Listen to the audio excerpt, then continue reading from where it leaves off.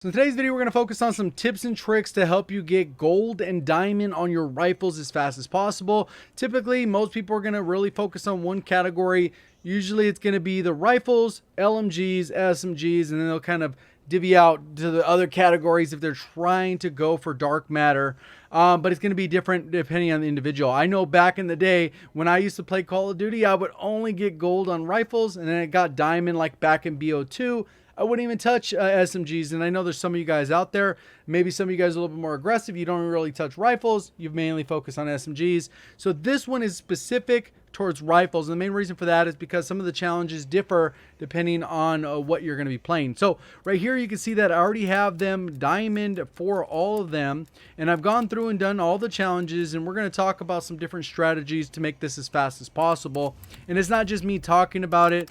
There's a significant difference in how long it took me to get these weapons gold. The first one it was to get gold, it took me 1,400 kills, which you can see that's a considerable amount. And then I also got the gold on the MP5, which was a little bit faster. Then I did the AK-47, which is 1,251 kills. And you can see that's a little bit faster. And then we got the FAMAS, or the FFAR-1. And you can see that only took 872 kills. Then the Krig got down to about 760, and now the QBZ, which was the most recent one I did. So as you can see, as time went on, I got more and more efficient, so it required less or fewer and fewer kills. So we're going to go over some different tips and strategies along the way. And one thing I've done for your convenience is I have the timestamps in the description as well as along the time bar if you want to skip to that individual chapter. If you do enjoy the video anyway, learn something new, please do me a favor, hit that like button. Go on today's video is 1,500 likes. If you're brand new, want to find your way back for more Call of Duty content, make sure you are subscribed with notifications on. One of the first parts I will talk about is making sure your challenges track properly, because with this game there's a couple different things that will actually stop your challenges from tracking properly, and you're going to want to make sure you're avoiding these. The first thing is, if let's say you're in a match and you complete a specific number of headshots and it actually gives you that camo, at that moment you could leave the match if you've already felt good about that, but it will not save that progress until you've completed a match, meaning that you will have to complete one additional match to save whatever progress you've made in previous matches if you continue to leave matches. So in a worst case scenario, let's say you do some challenges, you leave a match, do some challenges, leave a match, do some challenges, leave a match, and then you turn off your system, you come back to the next day, it will not record any of those. Whereas if in the end you decided just to jump in a quick free-for-all match like I'm doing in today's gameplay, you'll be able to see that as soon as that match is over, regardless of what happened in that match, as long as it went to the end, all those previous challenges and previous matches will track properly. And that's one of the issues I think a lot of people are running into, where they're like, oh, I can't leave the match. Well, yeah, you can. You just got to make sure that you complete a match of some kind before you go ahead and close out your system, to make sure you're locking in those particular challenges. So whenever you're about to stop playing, make sure you do finish that last match. Don't rage quit and cancel it out, because whatever progress you make will not track over. So that's one of the first things I want to talk about. The next thing we talk about, I'm going to breeze through really quickly, is leveling up your weapon to a level between 40 and 45 when it comes to the rifles. Obviously, if we were doing pistols, you'd maybe only go up to about 25. But the reason you want to do this is because that's when you unlock the science challenge. And we're going to talk about why the science challenge is particularly important. But when it comes to leveling up, you're going to want to do this in Dirty Bomb. It's going to be significantly faster, at least twice as fast as zombies. So even if you just go through zombies and you're, kind of going through the motions, it will take twice as long to level up your weapons in zombies as it will in multiplayer or Dirty Bomb. And then Dirty Bomb is probably about 30 to 40% faster, maybe 30% than just standard multiplayer. For whatever reason, I don't know if it counts that when you down a player and then you finish them, you just get extra points, or the way they baked in, they're not aware of it, or whatever. But it ends up giving you significantly faster XP for your weapon. For whatever reason, that's just how it ends up working. So in a standard scenario, if you're just trying to get to level 40 from 0 or level 1, it should take you anywhere between 3 to 4 hours. Obviously, if you're on the higher skill end, you could probably get it under 3 hours. Or if you struggle a little bit more at the game, it might take you a little bit longer. So that's the first part. Go into Dirty Bomb, try and get kills, land on people, whatever. I have more of a full video kind of breaking down a little bit more of the strategy, but I want to make sure that that is the key. Get to level between 40 and 45. Then that brings us to step 2, which is to complete the science camo.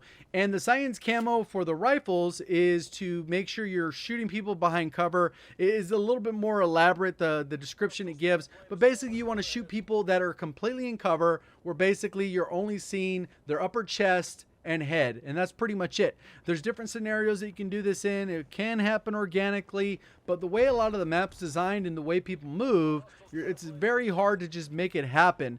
There are a couple different strategies. One of the main ones I use is just to go into hardcore armada, put a 3x optic on my rifle, and sit in one of the spawn buildings, and then basically look at the middle and then shoot at the window when people cross. If people go to the side where it's kind of a little bit up the ladder, you're good. You just go ahead and do that and you get those kills. I usually average anywhere between 6 to 9 in a match. So in reality, it only takes about 5 or 6 matches to do most of those challenges. And then you're pretty much good to go. Also, another good one is guaranteed if you're playing combined arms and somebody is in the mounted turret within the tank, if you kill them in that spot, it gives you a guaranteed behind cover, because basically only part top of their body showing. So I was able to get several in those matches. Just kind of look at where the tanks are. A lot of people are jumping in there trying to get their free kills. Get them at a different angle and you should be able to take the guy off the top. And that's pretty straightforward. And the main reason I put such a big emphasis on the ones behind cover is because it also doubles as your long shots and your headshots. Because if you're going to be playing hardcore, you hit the person, they're peeking, you can get a headshot, and then the range is also long enough to get a long shot. So you're going to get a long shot, headshot, and enemy behind cover, and you're essentially doing 3 challenges at once, which is what makes this as efficient as possible. Instead of focusing only on headshots and you're like, well, I need the cover, and then now you're trying to get cover shots and you're basically getting long shots and headshots along the way. So once you've done about 35 to 40 of the science camo, then you're going to switch gears to the Flora camo. And this one you're going to primarily have to do in core just because it's going to be a lot faster. You're going to run a UAV, you're going to run gearhead, you're going to run a field mic, because the challenge is to kill 75 people that are either detected, stunned, blinded by your score streaks, equipment, or field upgrade within multiplayer. So the field mic is a great option for this. You can kind of plan it, kind of camp your field mic. Anyone that comes into it, gearhead allows you to get 2 of them at one location, so you can kind of spread that out a little bit further.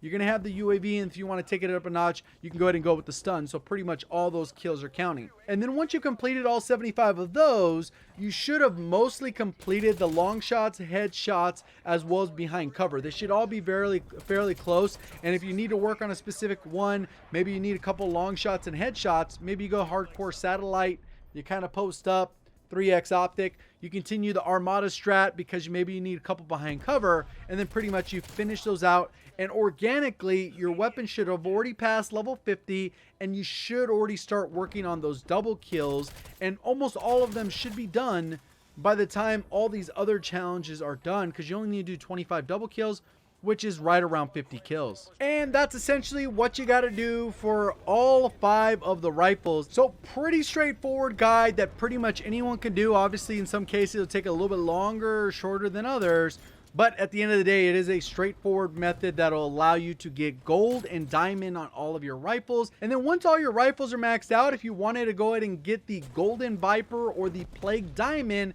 over in zombies, it would only take about 3.5 to 4 hours per rifle. If you do enjoy zombies, that's something you can do.